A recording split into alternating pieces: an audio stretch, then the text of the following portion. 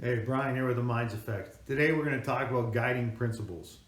So I was looking back and I was trying to figure out how I made the drastic changes in my life in only a few years, and why, on the other hand, I struggled most of my life trying to get my shit together. So I identified three principles that I was using on a daily basis that really got me here. So establishing a set of guiding principles creates a pathway to evaluate any particular opportunity, behavior, or situation that you may be dealing with. Principles, they can also help you determine your goals, values, and they can help you choose between them when you're confronted with conflicting issues or circumstances. These are the three I came up with: awareness, accountability, and attitude. All right, and I'll explain each in detail. Awareness is about recognizing that just because a thought appears in the mind, we're not that thought. All right, and just because we may feel a certain way at a particular time, we're not that feeling. Rather, we're witnessing the feeling.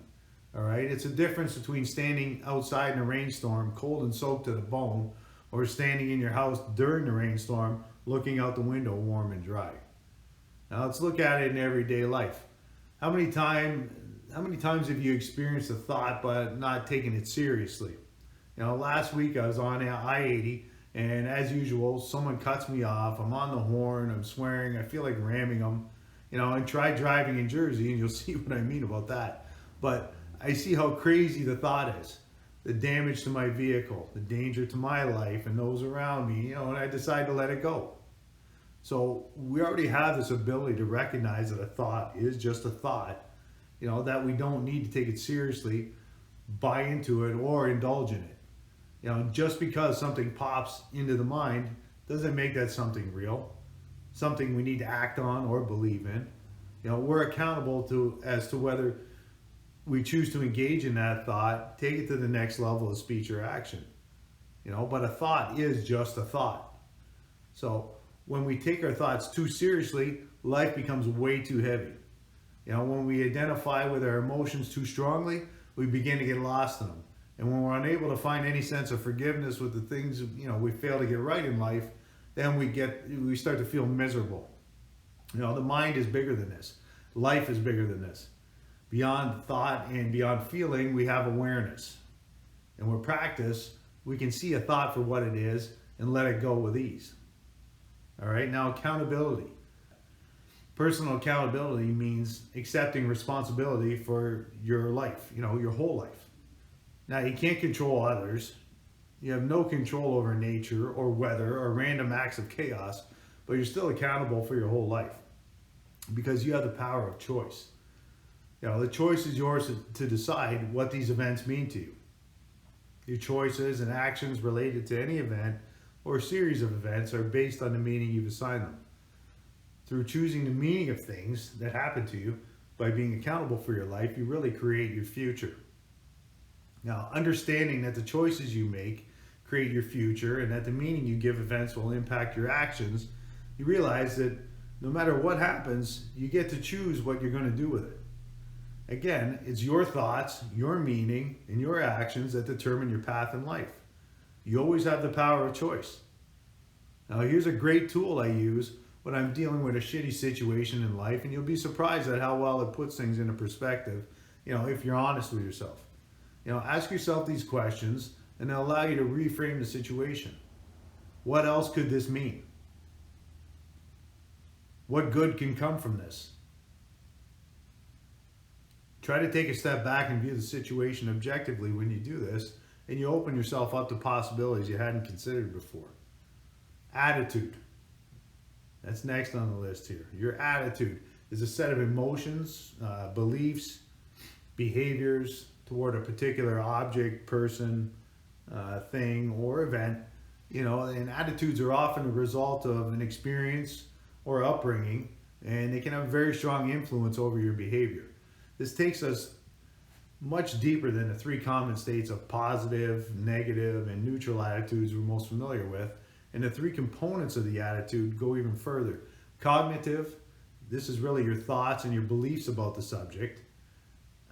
Affective, how the object, person, issue, or event makes you feel. And then we've got behavioral, how the attitude influences your behaviors. So attitudes can be also explicit and implicit. So explicit attitudes are views you're consciously aware of, and it clearly influence our behaviors and beliefs. Implicit attitudes, these are the ones buried in our subconscious mind that also influence our behaviors and beliefs. So try to identify some specific areas in your life that may be affected in a negative way. It's not an easy task because our attitude really makes up our personality, and it's who we are, or who we think we are, who we're pretending to be. So if you want to try and change attitude, we get into attitude change. All right. Now, while attitudes can have a powerful effect on behavior, they're really not set in stone. The same influences that lead to attitude formation can also lead to attitude change. Observational learning is an excellent method that can change, it can be used to change your attitude, and it's based on observation. Obviously, the objective here would be to find someone successful in the area of your life that you'd like to improve or change, observe them, learn their behaviors, extract their knowledge that they've gained in life, and apply it to your life. You'll inadvertently be changing the attitudes that aren't serving you by adapting the successful individual's attitudes to facilitate your changes.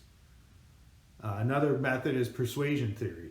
Now, this suggests that people engage in a mastermind group, a workshop, or a speaking event, they can be motivated to listen and think about the message, and that leads them into an attitude shift. Or they may be influenced by the characteristics of the speaker, leading to a temporary shift in attitude. Messages that are thought-provoking, that appeal to logic, and are more likely to lead to permanent changes in attitudes. Another one is dissonance theory. This is when you have conflicting beliefs about a topic.